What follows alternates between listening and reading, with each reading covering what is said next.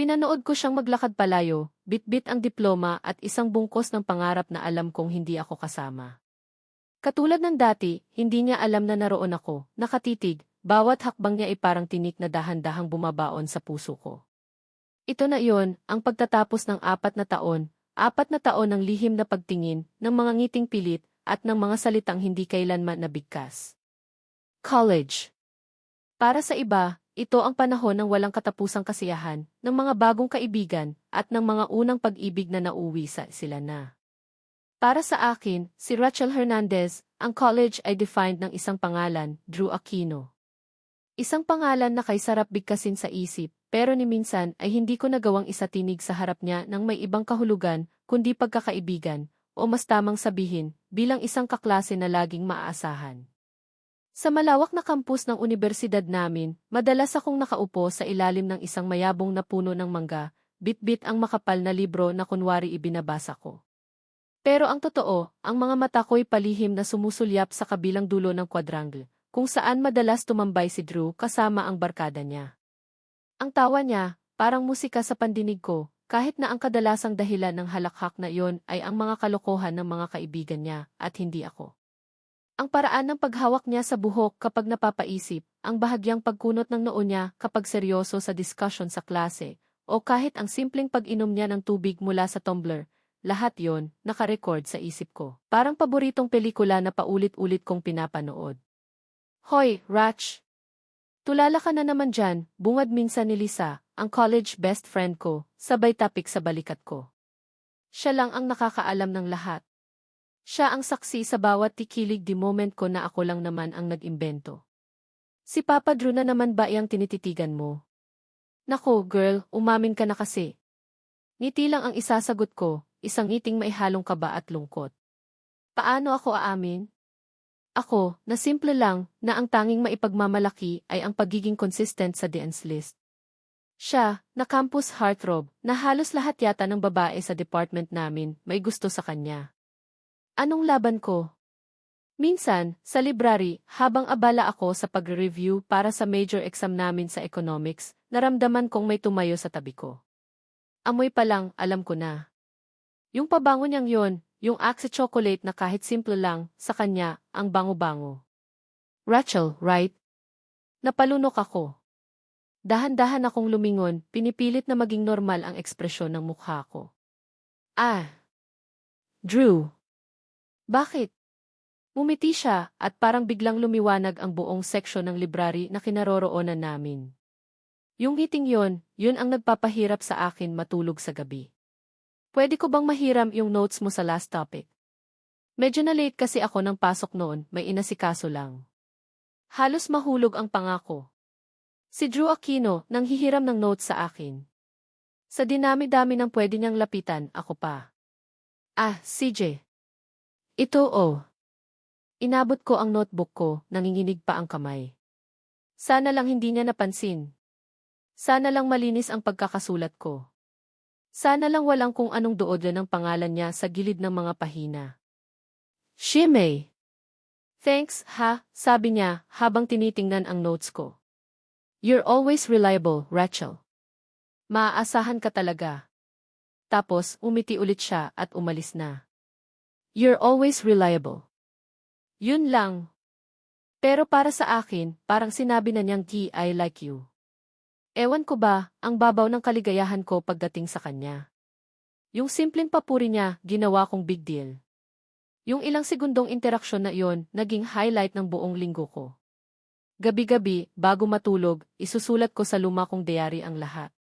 Mula sa kung anong kulay ng t-shirt niya noong araw na iyon, hanggang sa kung paano niya ako tinignan, o kung nagkataon bang nagkasabay kami sa pila sa kantin. Dear Diary. October 16 na. Ngumiti si Drew sa akin kanina sa hallway. Nag-hello siya. Kinikilig pa rin ako hanggang ngayon. Sana mapansin niya na ako. Sana hindi lang bilang yung kaklase niyang laging may notes. Dear Diary. November 5. Nakita ko siyang may kausap na ibang babae kanina. Ang ganda niya. Mukhang bagay sila. Medyo nasaktan ako. Pero sino ba naman ako para masaktan, di ba? Kaibigan lang. Hindi, kaklase lang pala. Ang diary na yon naging piping saksi sa lahat ng kabaliwan ko. Doon ko lang nailalabas ang totoong nararamdaman ko, ang mga pangarap kong kasama siya, ang mga selos na hindi ko maipakita, at ang sakit ng pagiging invisible sa paningin ng taong pinakamahalaga sa iyo. May mga pagkakataon na sinusubukan kong kausapin siya, yung totoong usap, hindi lang tungkol sa school. Pero laging nauunahan ng kaba. Magpaplano ako ng sasabihin, pero pag nandyan na siya, biglang naubusan ako ng salita. Para akong isdang iniahon sa tubig, nagkakawag-kawag pero walang boses. Ratch, chance mo na, bulong minsan ni Lisa noong acquaintance party namin. Nakita naming mag-isang nakatayo si Drew malapit sa punch bowl. Lapitan mo na. Say hi. Ask him to dance. Pinagpawisan ako ng malamig. Nahihiya ako, Liz. Saka, baka may hinihintay siyang iba. Umiling si Lisa. Hay naku, Rachel. Kung hindi ka kikilos, paano ka mapapansin? Forever ka na lang tititig sa malayo? May punto siya. Pero ang hirap. Ang hirap labanan ng sarili mong takot at insecurities. Dumating ang graduation day. Araw ng selebrasyon, ng pagtatapos, at para sa akin, araw ng pamamaalam sa isang pag-ibig na hindi pa man nasisimulan ay kailangan ng tapusin. Suot ang toga, hawak ang diploma, hinanap siya ng mga mata ko sa gitna ng maraming tao.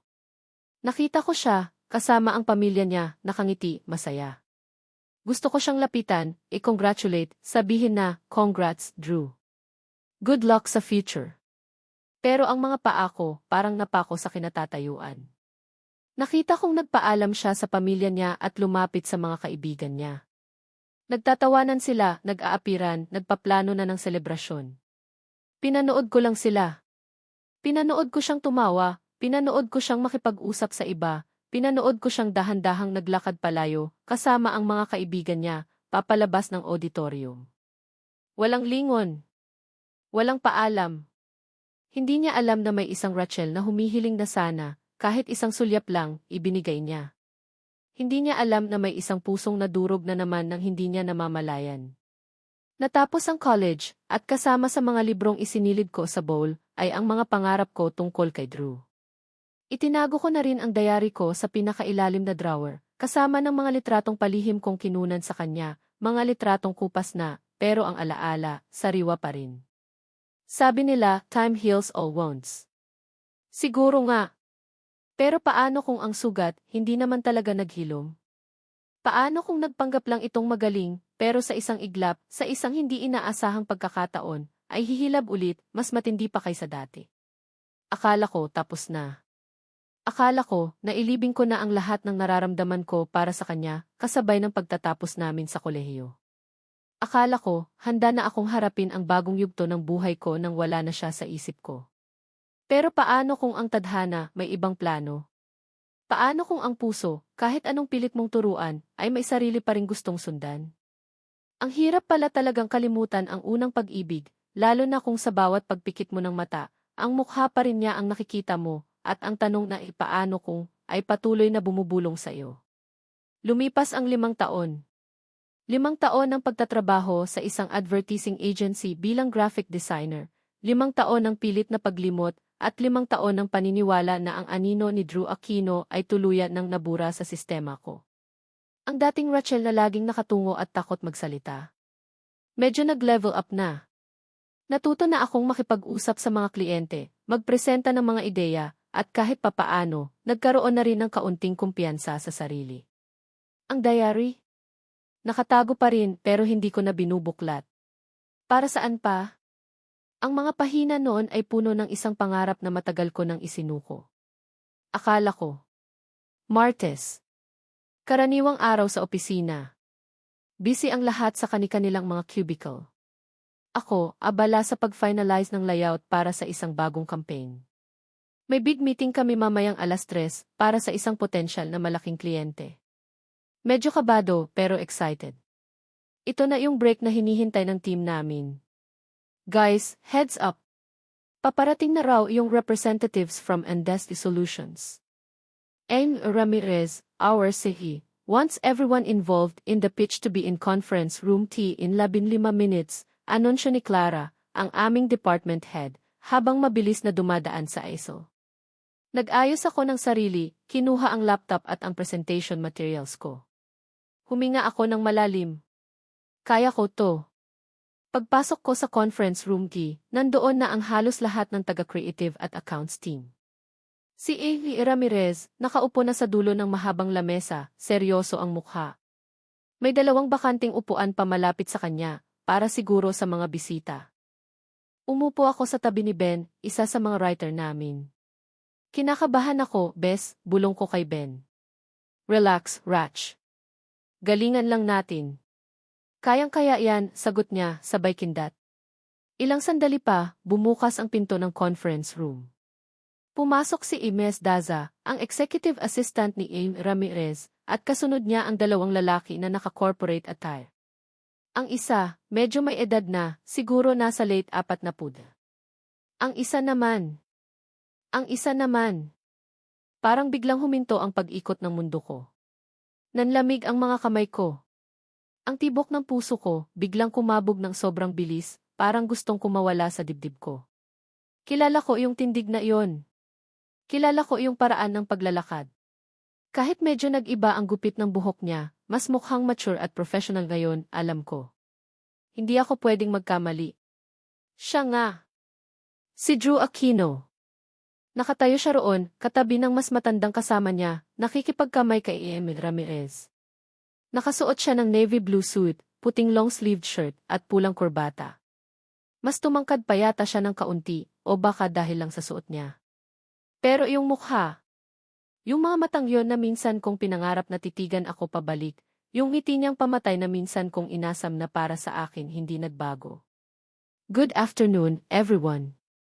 I'd like you to meet Carlos De Leon, CEO of FS Solutions, and Drew Aquino, their marketing head, pagpapakilala ni Ramirez. Marketing head. Wow! Ang layo na ng narating niya. Samantalang ako, heto pa rin, nagtatago sa likod ng computer screen. Napatingin si Drew sa direksyon ng team namin, isang magalang na ngiti ang nakapaskil sa labi niya habang iniisa-isa kami ng tingin. Nang dumapo ang mga mata niya sa akin, bahagya siyang natigilan. Nakita ko ang munting pagbabago sa ekspresyon niya, isang saglit na pagtataka, na agad ding napalitan ng professional na ngiti. Pero yung saglit na yon, sapat na para malaman kong nakilala niya ako. Buong meeting, hindi ako makapag-concentrate. Ang mga salitang lumalabas sa bibig ni A. De Leon at ni Drew tungkol sa kumpanya nila, sa mga pangangailangan nila, parang hangin lang na dumadaan sa tainga ko. Ang isip ko, lumilipad pabalik sa college. Sa mga araw na pinanonood ko siya mula sa malayo. Sa mga sandaling nagpapanggap akong hindi apektado sa tuwing malapit siya. Nang turn na ng team namin para mag-present, pinilit kong mag-focus. Si Clara ang unang nagsalita, tapos si Ben ang ako na ang tinawag para i-discuss ang visual concepts, nanginginig ang mga tuhod ko habang papunta sa harap. Good afternoon. I'm Rachel Hernandez, one of the graphic designers for this project. Sinimulan ko ang presentation ko, pinilit na huwag tumingin ng direkta kay Drew. Pero sadyang mapaglaro ang mga mata. Sa bawat paglipat ko ng slide, sa bawat pag-explain ko ng design rationale, hindi ko maiwasang sumulyap sa kanya. Nakikinig siya, seryoso, paminsan-minsan ay tumatango. Walang emosyon sa mukha niya. Parang hindi niya ako kilala. O baka naman, talagang wala lang akong epekto sa kanya, noon at ngayon. Pagkatapos ng presentation, may ilang tanong si A. De Leon. Si Drew, nanatiling tahimik pero mataman ang pakikinig. Nang matapos ang C.A., nagpasalamat si A. Ramirez. Thank you for the comprehensive presentation. We'll review this internally and get back to you soon, sabi ni A. De Leon, tumatayo na. Nakahinga ako ng maluwag. Natapos din. Habang nagliligpit kami ng gamit, naramdaman kong may lumapit sa akin. Rachel. Napatigil ako sa pagpasok ng laptop sa bag ko. Boses niya. Boses na ilang taon ko ring hindi narinig, pero tandang-tanda ko pa rin ang tono. Dahan-dahan akong humarap. Nakatayo siya sa harap ko, mas malapit ngayon. Naamoy ko ulit yung pamilyar na pabango, pero maihalong ibang scent ngayon, mas mature, mas corporate. Drew, sabi ko, pinipilit na maging kalmado ang boses ko, kahit na sa loob-loob ko, nagwawala na ang mga paru-paro. Ikaw pala yan. Ngumiti siya, yung iting nakapagpatunaw sa akin noon. Ang tagal na, no? Since graduation, hindi na tayo nagkita. Ang awkward. Ano bang dapat sabihin? Kamusta ka na? Tanong niya. Magaling yung presentation mo kanina. Especially the visual concepts. Ikaw pa rin talaga, reliable. Reliable. Yun na naman. Parang déjà vu. Napangiti ako ng mapait, pero tinago ko yun. Salamat. Ikaw, kamusta? Marketing head ka na pala ng Idesco. Congrats. Thanks. Medyo malayo na rin ang narating mula noong college. Ikaw, dito ka na nag-work ever since. Second job ko na to, actually. So, ano-anong ginagawa mo dito? Tanong ko, kahit alam ko na ang sagot. Para lang may masabi. Necco is looking to rebrand. We're exploring potential agencies. Your company is one of those we're considering. I see. Tumango-tango ako. Ang hirap mag-isip ng susunod na sasabihin. Ang dami kong gustong itanong pero walang lumalabas sa bibig ko. Biglang may tumawag sa kanya. Drew, let's go. Si M. De Leon. Coming, sir, sagot ni Drew. Binalik niya ang tingin sa akin. It was nice seeing you again, Rachel. Nice seeing you too, Drew. Akala ko aalis na siya. Pero huminto siya ulit. Hey, baka gusto mong magkape minsan? Para makapag-catch up naman tayo properly. Kung okay lang sa'yo. Natigilan ako. Kape? Catch up. Si Drew Aquino, inaaya akong magkape. Ang puso ko, nagparty na naman. Sige, mabilis kong sagot bago pa ako magbago ng isip. Even not. Sinubukan kong mag-sound casual na parang wala lang. Great. Ngumiti siya. Yung ngiting yon parang nang aakit. I'll get your number from I'm sure can find a way. Or maybe text me yours. Inabot niya ang phone niya. Nag-aalangan man, kinuha ko at tinipe ang numero ko. Ayan. Got it. I'll text you. Tapos, tumalikod na siya at sumunod kay N. De Leon. Naiwan akong nakatayo roon parang na-estatwa. Pinapanood ko siyang maglakad palayo, katulad noon. Pero ngayon, may dala siyang pangako. Isang pangako ng kape, ng catch-up. Hi, girl. Anyari sa'yo? Nakakita ka ng multo, tanong ni Ben, na kanina pa pala tapos magligpit at nakatingin sa akin. Umiling lang ako, hindi pa rin makapaniwala sa nangyari. Oh, wala. Tara na. Pag-uwi ko sa apartment ko ng gabing iyon, hindi ako mapakali. Nagpahinga ako sa sofa, pero ang isip ko, puno ni Drew. Si Drew na bumalik. Si Drew na gusto akong makita ulit. Hindi ko napigilan ang sarili ko. Pumunta ako sa drawer kung saan ko itinago ang luma kong diary. Matagal ko itong tinitigan bago ko binuklat. Amoy luma na ang mga pahina. Ang sulat ko parang sulat ng bata. Binasa ko ang ilang entries. Napangiti ako, napailing. Ang babaw ko noon. Pero ngayon, kumuha ako ng bagong notebook, yung maganda, yung may matigas na cover. Binuksan ko ito sa unang pahina. Kumuha ako ng ballpen. Matagal bago ako nagsimulang magsulat. November 12. Nagkita kami ulit. After 5 years. Si Drew. Nandito siya. Sa opisina. Kinausap niya ako. Inaya niya akong magkape. Hindi ko alam kung anong dapat maramdaman. Akala ko wala na. Akala ko naka-move on na ako.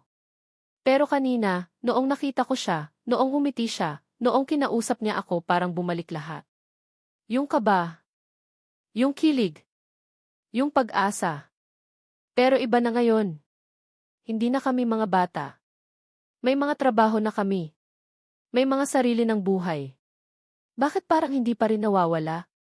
Bakit yung puso ko, ganito pa rin kabilis ang tibok kapag siya ang kaharap? Natatakot ako. Natatakot ako na baka umasa na naman ako. Natatakot ako na baka masaktan na naman ako. Pero isang parte sa akin gustong sumubok.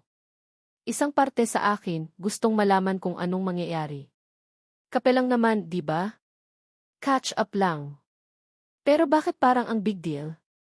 Isinara ko ang notebook. Humiga ako sa kama, pero ang mga mata ko, dilat na dilat. Ang daming tanong sa isip ko.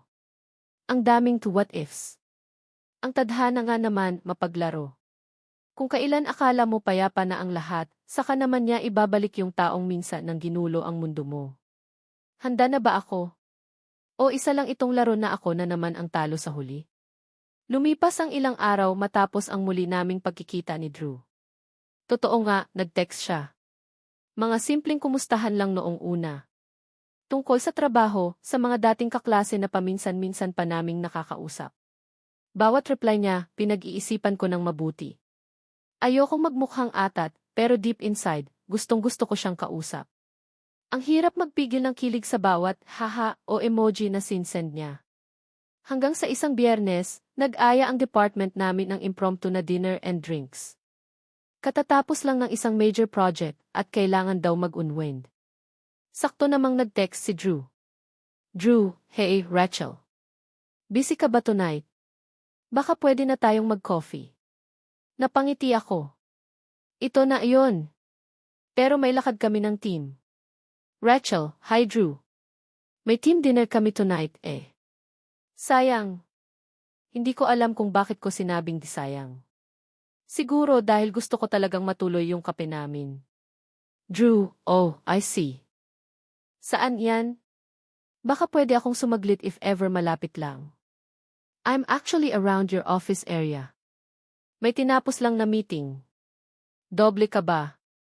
Nandito siya malapit. Sasaglit siya. Para saan? Para sa akin. O baka naman friendly gesture lang talaga? Rachel, dito lang kami sa may resto bar sa kanto ng building. Chill lang. If you want to drop Billy, yi lang. Agad akong nagsisi sa sinabi ko. Bakit ko siya in-invite? Baka isipin niya ang feeling close ko naman. Pero huli na. Nasend ko na. Ilang minuto pa, nag-reply siya. Drew, Sage. Baka dumaan ako. See you. Rachel, see you. Parang may kuryenteng dumaloy sa buong katawan ko. Diyos ko, anong gagawin ko? Okay lang ba yung suot ko? Simple lang, office attire pa rin na medyo ni-retouch lang. Naglagay ako ng konting lipstick. Nag-spray ng pabango. Kinakabahan ako na ewan. Dumating kami sa resto bar. Maingay. Masaya ang lahat. Order dito, order dun. Tawanan. Kwentuhan. Ako, medyo wala sa sarili. Panay ang sulyap ko sa pinto, nag-aabang. Okay ka lang, Rach? Tanong ni Clara, na napansin yata ang pagka-distract ko. Kanina ka pa parang may hinihintay. Ha? Wala. Medyo pagod lang siguro. Palusot ko. Maya-maya, habang nasa kalagitnaan kami ng masayang biruan, nakita ko siyang pumasok. Si Drew. Nakasuot pa rin ng office attire, pero medyo niluwagan na ang kurbata at naka-on-buton ang unang buttons ng polo niya. Mas lalo siyang gumwapo sa paningin ko. Nagtama ang mga mata namin. Ngumiti siya. Yung meeting yon ulit. Lumapit siya sa table namin. Good evening, everyone. Mind if we join for a bit? Nakasalubong ko si Rachel kanina, nabanggit niya na nandito kayo. Smooth. Galing dumiskarte. Nagkatinginan ang mga katim ko tapos ngumiti. Sure, lie. The more, the merrier, sabi ni Ben na parang may alam na. Umusog sila para bigyan siya ng upuan. Sakto, sa tabi ko pa. Pakshit. Thanks. Umupo siya. Ang bango niya, naamoy ko na naman. So, anong celebration natin dito? Post-project unwind lang, sagot ni Clara. Ikaw, anong ginagawa mo sa area na to? Taga dito ka ba? May office din kami malapit dito. And, well, may kakausapin din sana ako for coffee, sabi ni Drew, sabay sulyap sa akin. Namula yata ako. Uminom ako ng tubig para itago ang pagkailang. Ang mga ka-team ko, nagkatinginan na naman, may mga nakakalokong ngiti sa labi. Nagpatuloy ang inuman at kwentuhan. Si Drew, mabilis naka-blend in sa grupo. Magaling siyang makisama. Palatawa. May sense of humor. Paminsan-minsan, nagkakatinginan kami tapos ngingitian niya ako. Ang puso ko parang sasabog na sa kilig. Habang tumatagal ang gabi, paunti na ng paunti ang tao. Ang iba, nagpaalam ng umuwi. Naiwan kami ni Ben, Clara, ako, at si Drew. Medyo may tama na rin kami ng alak. Ako, hindi masyado, pero ramdam ko na ang epekto. Si Drew, mukhang sanay uminom. Grabe, ang saya pala kasama ng team nyo, Rachel, sabi ni Drew, habang umiinom ng beer.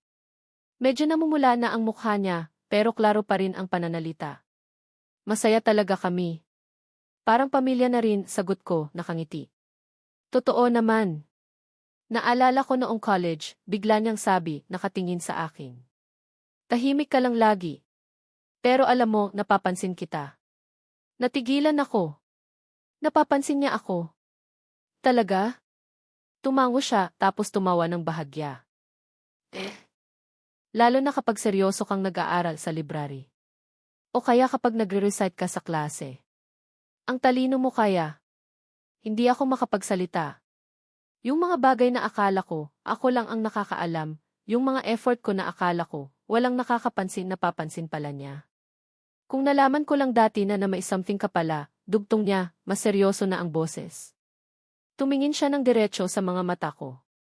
Parang may kung anong kislap doon. Nanigas ako sa kinaupuan ko. Ano to? Anong ibig niyang sabihin? Alam niya. Paano? Anong ibig mong sabihin, nauutal kong tanong. Pumiti siya, yung ngiting may halong hiya at pang-aakit. Wala. Kalimutan mo na iyon. Pero ang mga mata niya, parang may ibang sinasabi. Nagpaalam na sina Ben at Clara. Kami na lang ni Drew ang naiwan sa table. Ang ingay sa paligid, pero parang kami lang dalawa ang tao doon. Ang tensyon, ramdam na ramdam ko. So, sabi ko, para basagin ang katahimikan. Hindi na natuloy yung kape natin.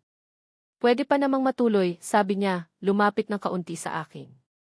Or, pwede ring ibang bagay na lang. Ano raw? Ang bilis ng tibok ng puso ko. Ang init ng mukha ko. Ang alak, siguro. O baka siya. Hindi ko alam kung paano nangyari. Siguro dahil sa alak. Siguro dahil sa mga sinabi niya. Siguro dahil sa 5 taon na paghihintay. Siguro dahil sa pag-asa na biglang nabuhay ulit. Nagkatinginan kami. Matagal. Walang nagsasalita. Ang mga mata niya parang nangungusap. Ang mga mata ko, siguro, sumasagot. Dahan-dahan, lumapit ang mukha niya sa akin. Hindi ako umilad. Gusto ko to, hinintay ko to. Tapos, naramdaman ko ang labi niya sa labi ko. Malambot. Mainit. Mapusok. Isang halik na hindi ko inaasahan, pero parang matagal ko nang pinapangarap. Ang mga kamay niya, humawak sa bewang ko, hinihila ako palapit. Ang mga kamay ko, napahawak sa braso niya. Ang tagal ng halik na iyon. Parang walang katapusan. Bawat segundo, ninamnam ko. Ang lasa ng beer, ang init ng hininga niya, ang tibok ng puso niya na naririnig ko na yata. Nang maghiwalay ang mga labi namin, pareho kaming humihingal. Nakatitig lang kami sa isa't isa. Walang salita. Rachel, bulong niya. Ang boses niya, medyo paos. Hindi ko alam ang sasabihin ko. Ang alam ko lang, ang saya-saya ko. Ang gaan-gaan ng pakiramdam ko. Parang lumulutang ako. Nag-aya na siyang umuwi. Medyo late na rin. Nag-offer siyang ihatid ako, pero tumanggi ako. Sabi ko, kaya ko naman. Ang totoo, gusto ko munang mapag-isa. Gusto kong iproseso ang lahat ng nangyari. Pagdating ko sa apartment, napasandal ako sa pinto. Napahawak ako sa dibdib ko. Ang puso ko, ang bilis pa rin ng tibok. Napangiti ako. Isang ngiting abot tenga. Ito na ba iyon? Ito na ba yung simula ng kwento namin? Yung pangarap ko noon, magkakatotoo na ba? Pumunta ako sa salamin. Tinitigan ko ang sarili ko. May lipstick pa rin pero medyo smudge na. Napangiti ulit ako. Binuksan ko ang bago kong diary. Nanginginig pa ang kamay ko habang nagsusulat. November 18, late night. Hindi ako makapaniwala. Hinalikan niya ako. Si Drew. Hinalikan niya ako. Ang saya ko. Sobrang saya ko. Hindi ko ma-explain. Sabi niya, napapansin niya ako noon. Sabi niya, kung nalaman lang daw niya. Ano iyon? Na may gusto rin siya sa akin noon? Na pwede pala kami? Ang halik na iyon, totoo ba iyon? O dala lang ng alak? Pero ang sabi ng puso ko, totoo. Naramdaman ko. Ito na ba iyon, Lord? Ito na ba yung sagot sa mga dasal ko noon? Sana. Sana ito na nga. Hindi ako makatulog. Paulit-ulit na nagpe-play sa isip ko yung halik. Yung mga sinabi niya. Ang sarap sa pakiramdam. Parang panaginip. Sana hindi ako magising. Pinikit ko ang mga mata ko, yakap-yakap ang unan. Ang ngiti hindi maalis sa labi ko. Ang gabing akala ko, dinner lang with office mates, naging isang gabing hindi ko malilimutan. Isang gabing nagbigay sa akin ng pag-asa. Isang gabing akala ko, simula na ng lahat. Akala ko lang pala. Kinabukasan, Sabado, nagising akong may ngiti sa labi. Kahit medyo masakit ang ulo ko dahil sa hangover, hindi nito napantayan ang saya at kilig na nararamdaman ko. Paulit-ulit na nag-reply sa isip ko ang mga nangyari kagabi, ang mga tingin ni Drew, ang mga salitang binitawan niya, at higit sa lahat, yung halik. Yung halik na nagpatunay na hindi lang ako ang may nararamdaman. Buong umaga, hawak ko ang cellphone ko, nag-aabang ng text niya. Sigurado akong magte-text yon. Siguro, hihingi ng sorry kung medyo naging mabilis ang mga pangyayari. O baka naman, mangangamusta lang. O baka, aayain ulit akong lumabas, this time, kami lang dalawa. Ang dami kong senaryos na nabuo sa isip ko. Pero lumipas ang tanghali, wala pa rin. Sinilip ko ang Viber, ang Messenger, wala. Baka busy lang, sabi ko sa sarili ko. Baka may importanteng ginagawa. O baka, tulad ko, may hangover din. Nag-decide akong magluto ng brunch. Habang naghihiwa ng sibuyas, hindi ko maiwasang mapangiti. Naalala ko na naman yung titig niya. Yung paraan ng pagbigkas niya ng pangalan ko. Hi, Drew. Ano bang ginawa mo sa akin? Linggo. Wala pa ring text. Medyo nagsimula na akong kabahan. Normal ba to? Pagkatapos ng ganung moment, biglang silence. Sinubukan kong i-rationalize. Baka nahihiya siya. Baka nag-iisip kung paano ako kokontakin. Baka ayaw niyang magmukhang aggressive. Pero may maliit na boses sa utak ko na nagsasabing, Rachel, huwag kang assuming. Lunes. Office. Pagpasok ko pa lang,